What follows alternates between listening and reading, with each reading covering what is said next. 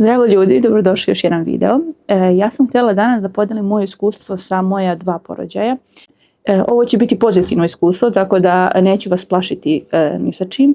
I mali rezime celog videa, u pitanju su 2 porođaja, jedan je bio pre 2 godine, jedan je bio ove godine. Oba su bila u privatnim bolnicama, u 2 različite bolnice i odrađene su prirodnim putem i bez epidurala. Tako da, jako je pozitivno iskustvo, tako da ne bi nikoga da plašim nekim horor pričama. Počet ću sa prvim porođajem. On je bio pre 2 godine sa starijim detetom i to mi je bio prvi porođaj. Ja se jako dugo nisam opredelila za bolnicu, tako nisam znala ni koju jer nisam nekako mogla da nađem ovakav video koji mi u tančine sve objašnjava i znala sam da želim privatnu porodilište, ali nisam znala koje. Govorili su mi da je Medigroup loš i da ne bi trebalo tamo da idem iz nekog, ne znam kog razloga, ali samo su govorili da ne treba. Tako da sam se ja opredelila za prvi put za bolnicu Avala, jer je moj ginekolog kod koga sam vodila trudnoću, ona mi je predložila jednog lekara u Avali. I ja sam imala dosta više sreće nego pameti taj prvi put jer bila sam jako mlada, 21 godinu, prvi put po majka, nisam ništa znala, malo sam se informisala. I na kraju sam završila pukom slučajem i srećom kod doktorke Aleksandre Bradonjić i kod nje sam stvarno imala fantastično iskustvo. Ona je stvarno ekstra lekar za saradnju i tada sam se porodila u Avali, a sljedeći put sam se porodila u Medigroup ove godine i to nije zbog bilo kakvog lošeg iskustva u Avali, nego je ona promenila radno mjesto i prešla u Medigroup, pa sam prosto nju pratila jer nisam htjela nikog drugog vidjeti jer stvarno je fantastična. Sa prvim detetom sam se porodila u vreme praznika zimskih, oko Božića, Nove godine i slično. I znam tada da je bilo, čula sam priče da prosto lekari umeju da kao na pregledu, iako ti još uvijek nije ništa počelo prirodnim putem, da prokinu vodenjak pregledom ili da urade grublji pregled, da to krene malo na zeleno. I ja sam se stvarno toga bojala zato što prvi put sam se porađala i ne bih htjela da namučim ni sebe ni bebu nekom indukcijom.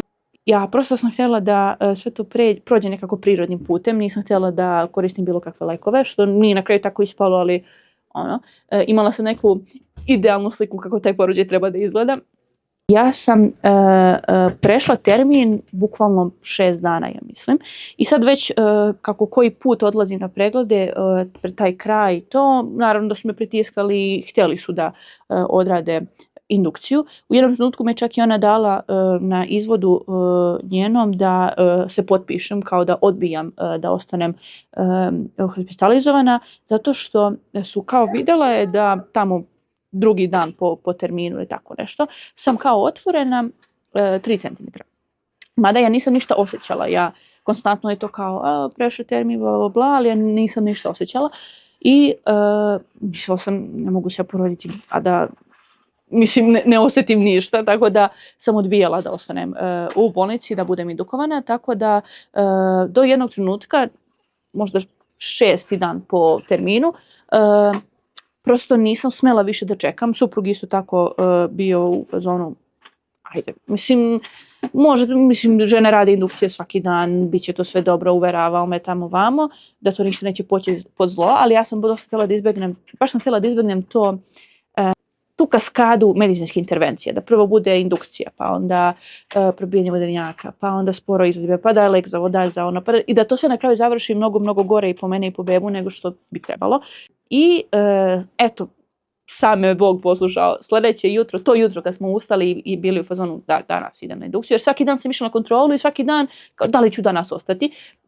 I taj zadnji dan kao bila sam u fazonu ne, danas ostajem i radimo indukciju i to je to. I ja se to jutro budim sa kontrakcijama. Bile su blage, ali definitivno je bila kontrakcija, onako kako su žene opisivale. Znala sam da jeste. Bile su neregularne i dosta nebolne, ali sam ja otišla na pregled i već sam bila 4 cm otvorena i oni su radili taj CTG na prijemu tamo vamo i mi smo malo zakasnili što se tiče briseva Alenovih suprugovih za nos, jer da bi prisustvovao porođaju mora da imate čiste briseve.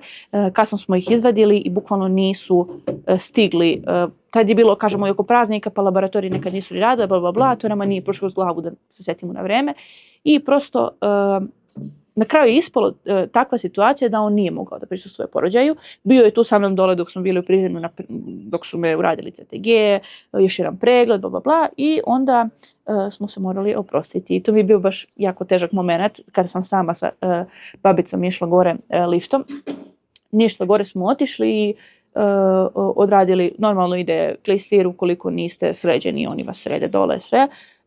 I kao u svaku državnu, mislim da je tu iskustvo isto. Pokazali su mi sobu, sobe su bile samac i da imaš sa sobom žene. Mislim da 2 ili 3 kreveta po sobi su bila, sa time da se odvojeno, ja mislim, plaćaju. Ali, pošto su tada bili praznici, Avala je bukvalno te godine bila otvorena. Mislim, ja sam bila tu 3. porodilja u Avali. Ja prosto nisam imala nikoga tu za vreme. Cijelo sprat je bio prazan i jedina sam ja tu bila. Tako da su me stavili u tu sobu da sam bila sama i nisu ništa naplatili dodatno. Sad ne znam da li bi to bila situacija sada takva, ali eto, opet imala sam sreće i sa tim. I tu smo radili pripremu, klistir normalno kao i u državnoj bolnici. Tu sam se iztuširala, obukla njihovu tu pidžamu i tu u sobi su mi donijeli papirologiju da potpišem. Za dete, da dozvoljavam vakcinacije za sebe, za transfuziju krvi i sve slično. Sve sam to ispotpisivala tamo vamo i onda su mi donijeli, stavili su mi braunilu i onda su mi donijeli tu kao indukciju. Sad oni su to meni, pošto moja doktorka znala da ja ne želim indukciju, baš sam bila protiv toga, ona je kao, nije to indukcija, to je samo malo da pogura, ti već imaš indukcija. Mislim, okej, ne mogu da se žalim, na kraju sve ispalo dobro, ali tad mi je dala tu, su mi stavili u tu braunilu nešto da kapa i ljudi moji, čim su to uključili, u narednih 30 sekundi sam osjetila prvu jaku kontrakciju. I to je tako čudan osjećaj bio, da sam se ja samo počela ovako da meškuljim, bilo u fazonu, ja moram da ustanem, ja imam toliku potrebu da hodam, da ja vama to ne mogu da opišem. I vjerojatno su sestre vidjele po meni tu promjenu odjednom. Bilo mi jako teško kad je Alen ostavio samu, da sam morala sve to sama da prođem, ali sam uvek htjela da imam pozitivan stav, jer koliko god da, to je njihov posao i sve to stoji, ali ukoliko ja imam pozitivan stav uvezano za to, i njima će biti lakše da odrade svoj posao. I onda su prosto vidjele moju reakciju da sam odjednom promijenila lice i da sam moram da ustanem. Ne, to je bilo to, ja moram da ustanem. I doduše one su stvarno bile pozitivne. Babica je isto bila fantastična. Sad ne mogu da se sjetim kako se žena zove, a voljela bi. Znači, ne znam kako da se zahvalim. Toliko mi je olakšala taj prvi put. I dali su mi tu ljudi, to je tad krenulo, ja sam tada išla na onu yoga loptu, tamo vamo, tad sam već bila 5, 6, 7, kako iz kog minuta prolazi, to je bilo onako sve jače i jače, ali sam ja onako disala kroz kontrakcije, pa između kontrakcije malo pošalim se sa njima, pa je njima tu bilo zanimljivo kako, mislim, prolazim bez epidurala, opet sam pozitivna. I neko vrijeme sam tako bila u sobi, na toj yoga lopti, pomagala sebi prosto da to prođe što lakše i priključen mi je bio onaj CTG, sve vrijeme išao i na kraju smo bili u fazonu kao kad su me pitali kao koliko si otprilike sa bolom na skali od 1, rekao pa negdje dobra 7, kao jako me boli, ali i dalje mogu da izdržim. I oni su bili u fazonu, ja kao predlažemo da prokinemo vodenjak sad, da bi to već prošlo brzo. Pa rekao, dobro, onda ja tad nisam isto bila za to u tom trenutku, ali znate, kad ste sami ste u sobi, oko vas ima 7 medicinskih radnika, ne znam ja, lekara, sestara, babice i tako dalje. Ja sam već u bolovima i već malo iscrpljena od porođaja i nekako sam bila u fazonu, pa ajde, ako vi mislite da treba, onda okej. Prešli smo, i onda sam peške prešla u porođajnu salu. Sjećam se da je sala kad sam ušla bila jako, jako topla. Tad je bio zimski period i onda su oni zagrali lepo salu da meni bude prijatno. I sjećam se baš kad sam ušla da onako topao vazduh me udari u lice i stvarno je prijalo. Do tada sam puštala muziku u sobi, inako su one sa mnom malo bile vesele i tu sam bila, prosto nisu me puštale da budem sama ni u jednom trenutku, što sam jako zahvalna na tome. Jer su vjerojatno vidjeli da sam bila uplašena. Da. i kad smo ušli u sobu, u porođajnu salu, ta jedna medicinska sestra, babica, ne znam, neko, je upalio na telefon playlistu koju sam imala u sobi i onda sam ja samo bila, možete samo da isključite to. Tad mi je onako baš, tad sam bila već u periodu tranzicije, tad je već prokinuli su vodenjak u ovoj sali i tačno se osjetilo kako su kontrakcije postale jako, jako intenzivne i tad već nisam bila ni za muziku, ni za priču. Tad su htjeli, vidjeli su po meni onako da sam, teže mi je dosta, da su htjeli dali su mi neki gas koji me onako malo omamio. Ne znam, nije me ništa manje bolelo, ali samo me nekako omami između kontrakcije da mogu da se opustim i onda skupim energiju za kontrakciju. I na kraju kada je stigao taj period guranja na leđa, tu sam bila, sve vreme sam bila od prokidanja stomaka, od prokidanja vodenjaka do porođaja samog, sam bila sve vreme ležećem položaju. Bila sam se krenula na stranu, rekla su mi kao ajde malo na stranu, možda ti bude lakše i jeste bilo. Tu sam počela kao malo da guram tamo vamo kad su krenule naponi, ali ja nisam znala ni kako da prepoznam napon, iskreno više sam slušala njih šta mi kažu. Onda sam samo kad je već prišlo pred kraju, krenula se na leđa i tu uradili su mi epiziotomiju. I ništa, porođaj je prošao brzo, to guranje je baš brzo prošlo.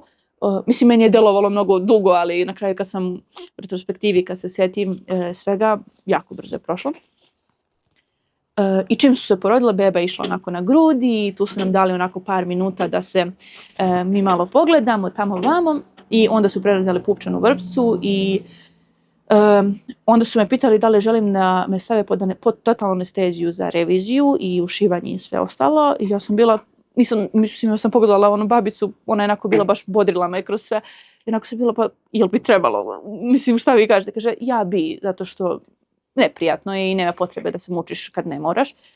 Pa rekao ok i ništa, oni su tada njega odnijeli, ja sam samo pitala mogu li da mi dodaju telefon, tu je bio negdje u sobi ostavljen, samo da javim suprugu i da je to da sam se porodila i slično.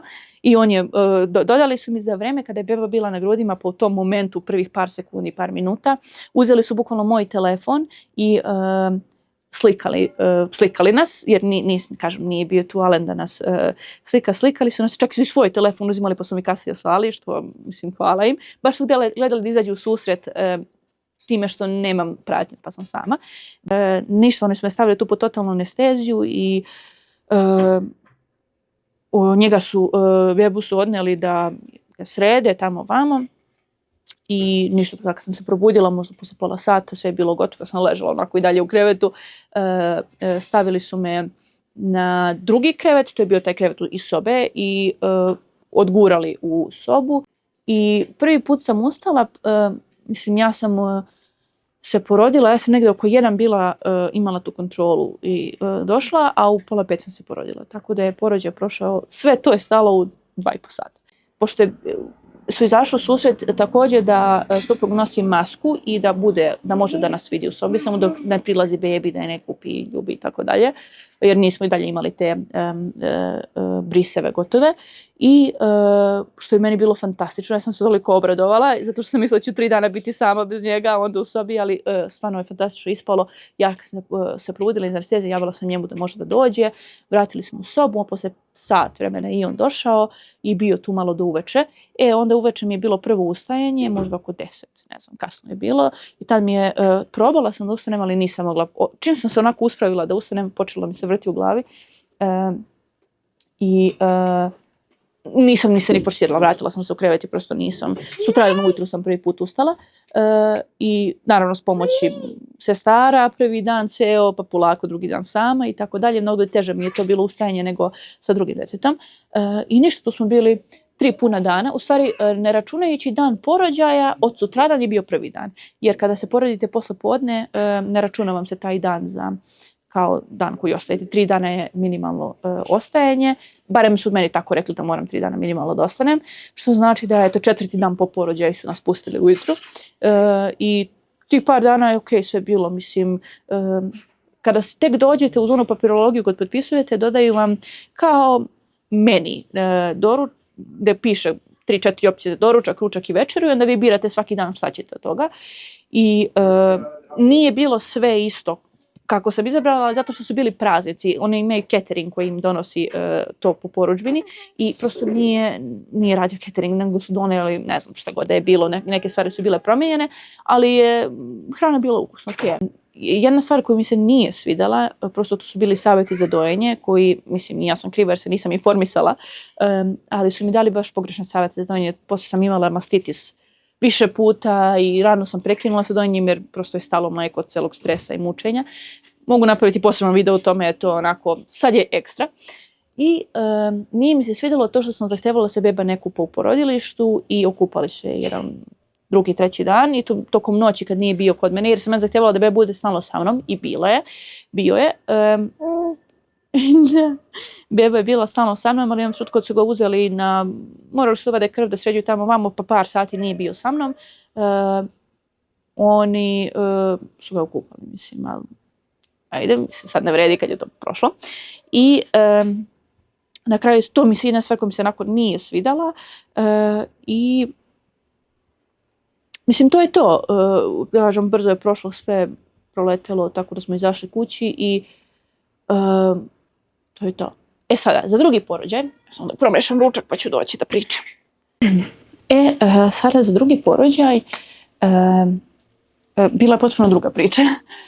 Ovaj put sam se porodila s proleća i nije bilo nikakvih praznika zbog čega bi morala da izbegavam bilo kakve preglede, jer kao jeste to privatna bolnica i sve to stoji, ali mislim, ona me neko grubo pregleda i prokine mi udenjak, šta ja to mogu, privatno ili državno, mislim kao ništa. Tako da nisam se ovaj put bojala zato što nije imao razlog da bi htjela to da uradi, jer prosto nema nikakvih praznika ili bilo što slično. Tako da ja sam počela, ovaj put je bilo drugačije jer sam počela da osjećam kontrakcije i blage kontrakcije. Kunem vam se 2 nedelje pre porođaja. To je tako, zato sam bila ubeđena da ću se poroditi ranije pre termina.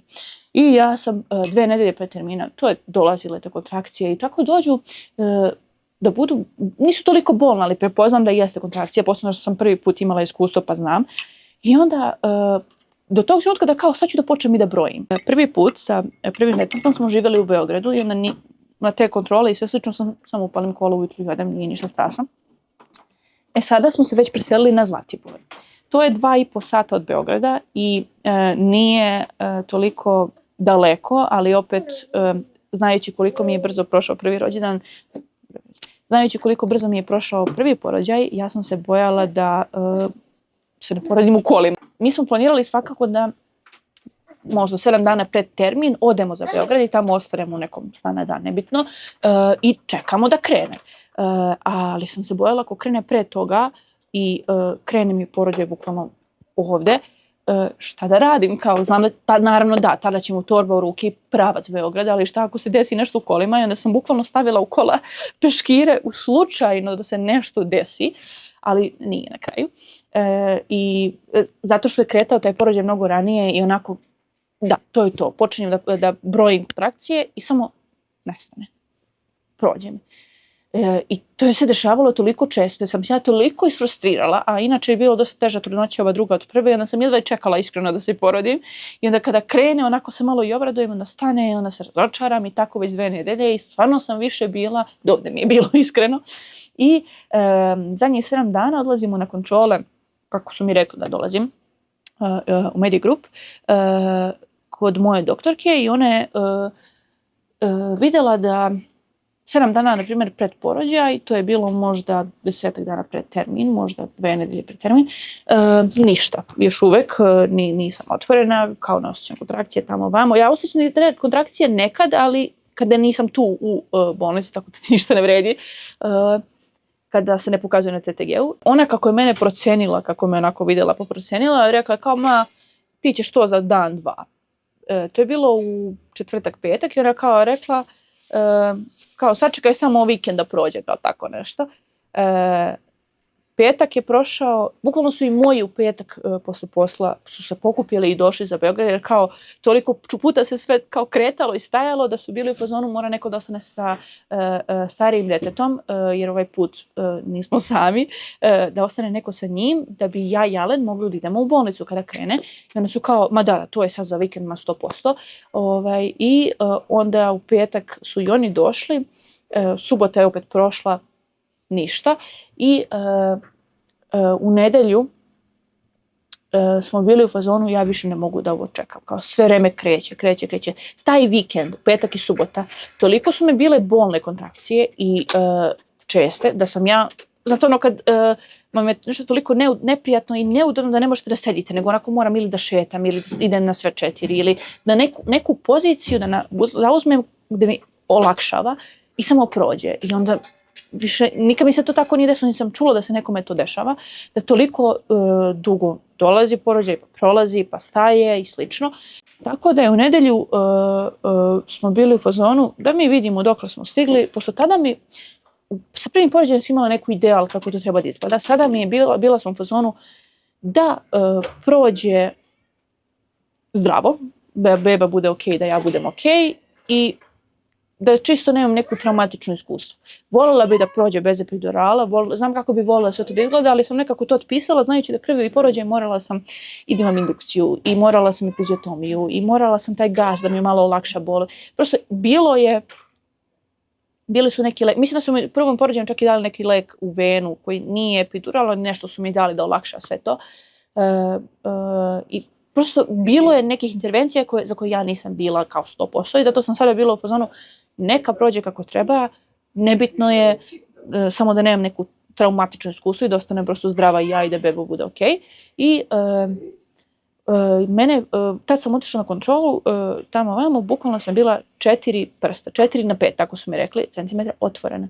Ja sam bila, doktorka, jeste vi sigurni? Kažem se smijem, pa da, sigurno. Mislim, žena radi toliki godine taj posao. I sad mi smo na vreme uzeli briseve, tako da li mogu da bude sa mnom. I onda nas dvoje izašli gore, lepo. Odveli sam u sobi. Tad sam mogla da biram da li želim sobu gdje sam sama. Imaju 3 sobe u Medigrupu, gdje sam sama sa cimerima ili VIP neka soba. Tu je kao duže vreme posjete i kao malo je bolja soba. Ja sam bila u fazonu, meni je sve jedno, Valen svakako mora pospodne da radi i može tako gdje sam sama, da bi prosto mogli nas dvoje da budemo sami prepodne, a popodne svakako ide, ne znači mi ništa duže vrijeme period posjeta. Moji ne mogu da dođu jer ja kad smo u nedjelju jutru otišli, kad sam ostala i bila primljena, oni su sačekali da porođaj prođe i oni su pokupili luku i otišli za Užice da sačekaju tu nas.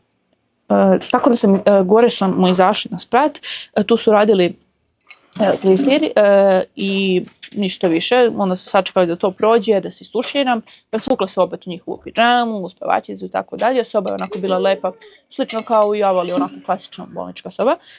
I onda prosto sam osjećala da je dosta onako niži, ne znam kako je sve prolazilo, klistir, tuširanje, tamo malo pripreme, pregledi, CTG-ovi, osjećala sam da je definitivno nešto počelo, ali opet kažem ništa sad toliko bolno. I otišli smo u porođajnu salu, meni je to toliko bilo čudno, ja kao telefon u ruku, Alena pod mišku i kao prošetali do sale. Mislim, ništa dramatično, mislim. Ušli smo u salu, i tada je ona kao uradila CTG i sve vreme su mi držali taj CTG na stomaku. Uradila je pregled i bilo u fazonu, nežan pregled, babica je još bolja nego u Avali. Mislim, u stvari imala sam bolje iskustvo nego u Avali, nije bolja, sigurna sam babica, ali ona je toliko meni ostala u pozitivnom sjećanju, toliko je fantastična žena. I ona je toliko nežan pregled uradila, žena nisam osjetila i bila u fazonu, pokušajući da probijem vodenjak, onako polako i bukvalno, ne znam šta je žena radila, imala sam osjećaj kao da mi ovako uradila nešto, ne znam, i bezbolno naravno probila vodenjak i pustila da otekne i rekla mi samo da moram da ležim tu 20 minuta da se lepo namesti beba, da ne bi se obrnuo slučajno dok ističe ta voda i meni su probili vodenjak i u prvom porođaju, ali to je bilo dosta usred bolova jer sam bila indukcija, mnogo jači su bolovi u indukciji nego prirodni, to je definitivno. Da ja prosto nisam ni znala u delirijumu koliko vode izađe kada vam probiju vodenjak. Ljudi moji, ja sam zinula. U svakom slučaju, on je to tako radila, ja sam tu ležala 20 minuta, ali on je tu bio pored mene, ostavili su nas da budemo sami i definitivno su bili jači bolovi. Znate, kada osjećam da dolazi kontrakcija, stegnem ga, dišem kroz kontrakciju, opuštam se posle. Krenulo je, definitivno je krenulo, ali tada dok je ona meni probila vodenjak, ona je rekla kroz taj klistir i sve dalje, pripreme, da sam otprilike 6 cm otvorena. Što je bilo wow. Tada već kad sam kontrakcijama, sigurno je bilo i više, jer osjećam da boli. I mislim, samo sam pokušala da se ne bojim bola, da prosto opuštam se kroz kontrakciju, da se ne stežem. To sam uradila i sa prvim djetetom, ali sam imala mnogo veću kontrolu sada, jer sam prošla opet jednom kroz to. Polako pada mrak i iskreno postaje hladnjikavo. Pa ću da se malo ogrnem pa da nastavim ovako. Ništa, meni tad probilo vodenje, to smo, kažem, bilo s Helenom, onako bio je lep moment kada smo sami nas dvoje i prosto dočekujemo tu bebu. I onda su meni rekli poslije 20 minuta da mogu da ustanem, i oko 20 minuta, pola sata, ne znam ni sama. Došla je babica nazad u sobu, ja sam nju pitala baš jel mogu da ustanem, jer nekako kad vas nešto tako boli, neprijatno mi je da ležim tako zatvorena, treba mi da se pokrećem. I ona je bila u fazonu, da, naravno, kao pomogla mi je da ustanem. Dala mi onu yoga loptu i stavila jednu onu kao pelenu za pse ko ima onu na pod koja ide de piške. To je stavila preko da prosto upija tu plodovu vodu. I ništa, ja sam tu bila malo na lopti, ali je nekako dogurao onu malu stoličicu iza mene i masirao mi malo leđa kroz kontrakcije. Se ja nagne malo na njega između i tad je već krenulo da bude bolno, ali mislim, nije bol kao bilo koja druga, u smislu kad udarite se pa vas boli. Znate da je pozitivna bol jer vas donosi do bebe. Svaka kontrakcija, svaki bol je, bliže ste upoznavanju tog malog čuda. I to je bilo onako baš lepi su neki momenti, on je tu malo i slikao tamo vamo. Ustajala sam, jedna baš dobra stvar koja je, imaju toalet u sali i onda sam ja mogla da uđem, da idem, baš morala se stave tečnost da ide braunila, ali ništa više sam tečnosti. I onda ja odem sa tim do WC da se malo umijem, pa se vratim i sve tako. I u jednom trenutku kada je već ona bila blizu tranzicije da me jako, jako bolelo i tačno sam osjećala da je jako nizak, ja sam bila onako stajala pored kreveta, onako nageta, Alen je bio preko druge strane kreveta, držao me za ruku, a babica je bila na toj stoličici gdje je Alen bio i masirala mi je leđa, noge, taj zadnji ceo deo. Toliko, mislim, žena naravno profesionalac je zna, ali toliko je pogodi svaku tačku koja te onako boli. Baš mi je rekla da je ona radila porođaje bez epidurala pa zna gdje tačno treba da masira i onda i zbog toga, i zbog ličnog iskustva. I kroz svaku kontrakciju mi pomažu onako sve više i više. Sad u jednom trenutku meni prosto slabe noge od bola, ne mogu da stojim tako. I onda sam je pitala da li bi ja mogla da idem na krevet na sve 4. Pa ajde. I onako, vidi se da je stala u trenutku da nije tipičan zahtev, ali kao ajde. Pošto nisu česti porođaji bez epidurala u tim privatnim bolnicama i onda kada neko dođe koji je tako pozitivno nastrojen, a opet želi bez epidurala porođaj, onda nekako su toliko ljudi spremni da pomognu i da izađu u susret, da mi stvarno iznenadilo i u jednom i drugom slučaju. I ja sam išla na sve 4 tu, bukvalno onako klečela i okrenula se prema uzglavlju kreveta. Tu se uhvatilo onako da mi bude lakše i onda je doktorka onako, babica onako masirala leđa i tamo. Moj doktorke nije bilo dok, eto, zadnjeg trenutka kad sam krenula onako da guram bebu. I to sam već krenuli su naponi, polako sam se napinjala, nisu onako bilo ni najveće, ali polako.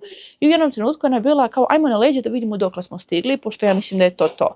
Ja sam na leđe bila i beba mislim glava se vidi već. I onda je ona meni masirala međicu, kako ne bi, jer ona je meni rekla na početku da ona nije tip babice koja voli da radi epiziotomije, kao pokušat ćemo bez epiziotomije, pa samo me slušaj.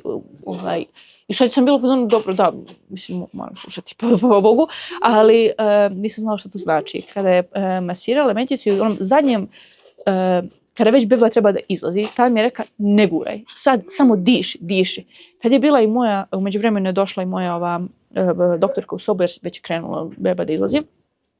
I onda, znate, kad se u tom fokusu napinjanja, trebalo mi je sekunda samo vidim šta hoće da od mene prosto. I onda je moja doktorka bukvalno diši, kao, baš je bio napet moment. Tad je rekao, ako se sada napneš ako sada osjetiš napor i napneš se, imat ćeš veliki problem. ja onako njega kao diši, prosto da izdišeš tu bebu napolje umjesto napona. Sa tom masažom međice me sačuvalo da nemam epiziotomiju drugi put. Tako da je to fantastično, mislim, prošlo sam bez toga. Porođaj je isto prošao nešto jako brzo, beba je izašla. Kako je izašao, onako vidjela sam ga tu je. Počistili smo samo malo, presakli pupsu, pa su ga onda stavili na grudi. I tu smo tako malo bili par minuta nas troje sa tom medicinskim osobljem. To sam izašla i posteljica. Malo su se čudili zbog, mislim, veličine posteljice ili tako nešto, pa su htjeli da urade i ovu reviziju opet, iako je drugi porođaj. I tad su mi isto predložili anesteziju potpunu za to.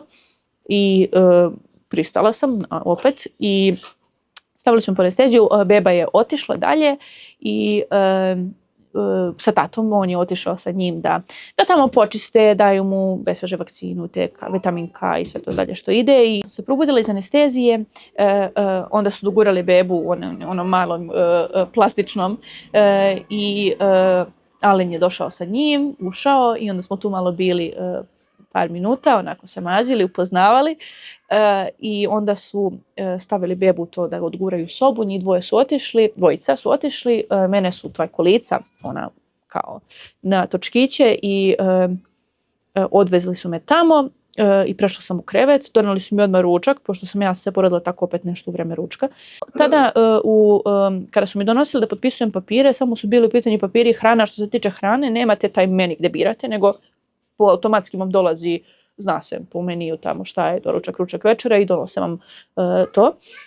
Dok je tata držao bebu, ja sam jela i ti momenti kada ste ovako sami vas dvoje, mislim da se razumemo, porođaj ume da bude i ružan i mislim, tu je prisutan bio i taj klistir i mislim mnogo ružnih momenata, u smislu nije to ništa ružno, to je sve lepo, ali onako neprijatnih momenata, nezgodnih, toliko vas bliži i toliko mi je drago da smo imali to iskustvo nas dvoje, da je to, ja mislim, voljela bi da svako može i da su državne bolnice ovo uvede, da prisustvo oca bude, da može da i on osjeti to deo toga što osjeća majka. Ne može osjetiti što osjeća majka, ali deo toga i da podeli taj moment, da par podeli taj moment zajedno.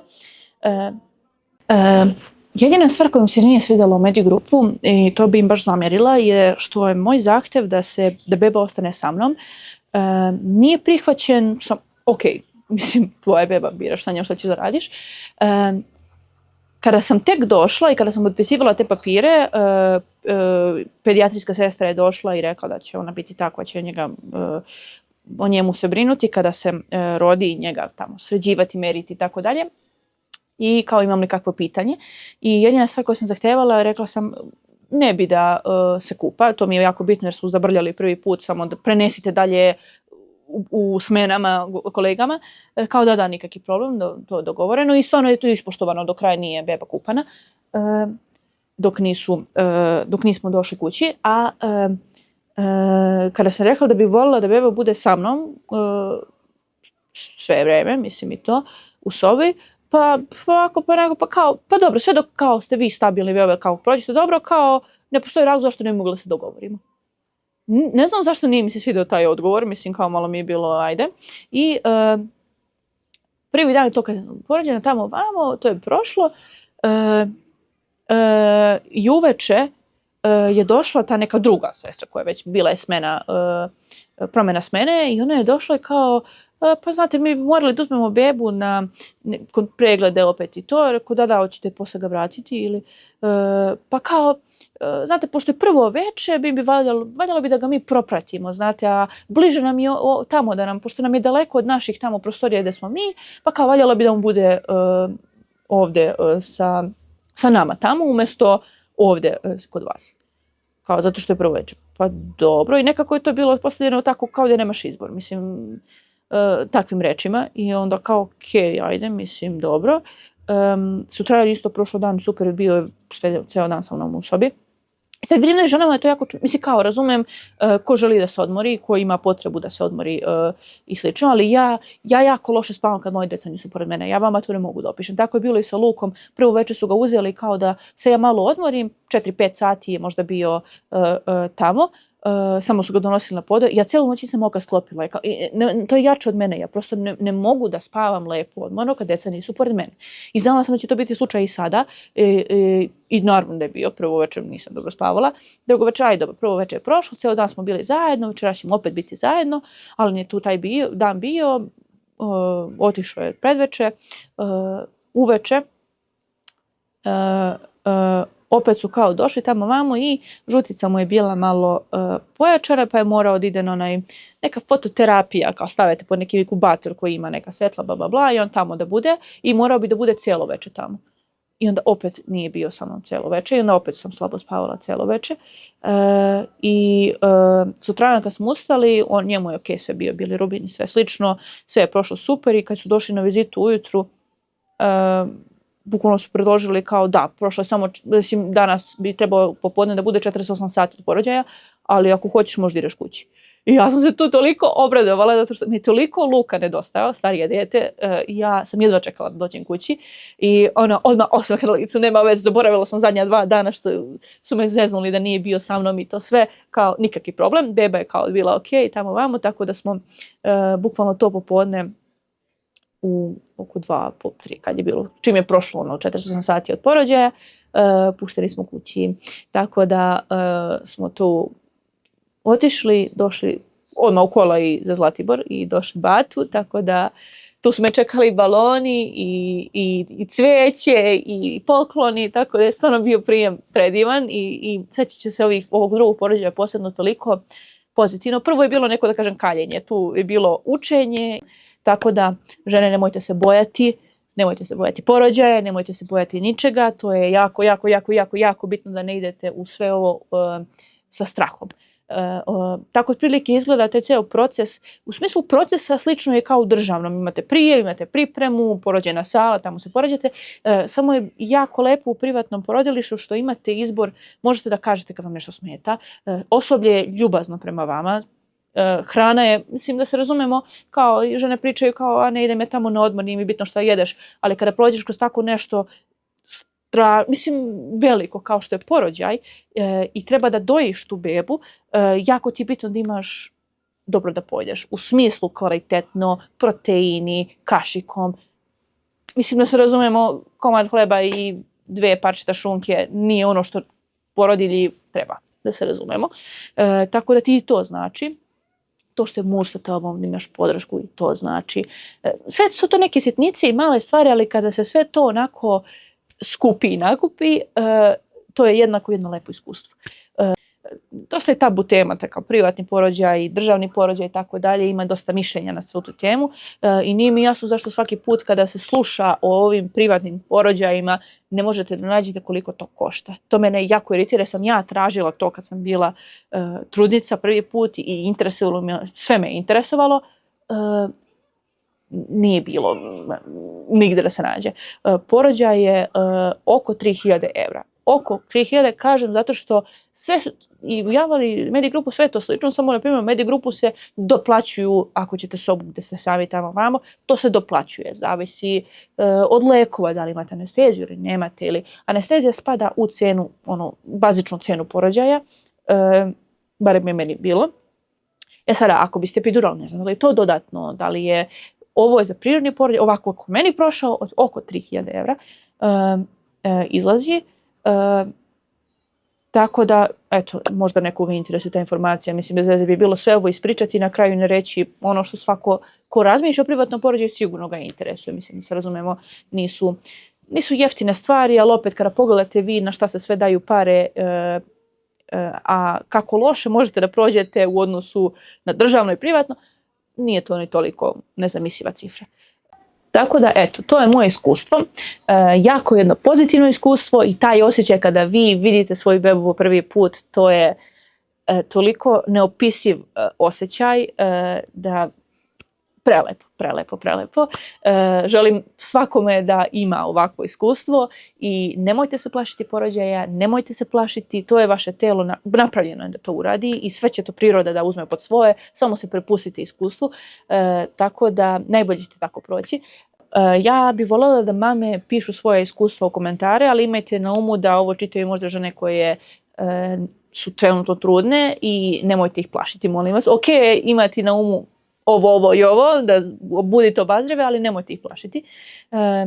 I ako neko gleda ko treba da se porodi sa srećom, bodri vas virtualno.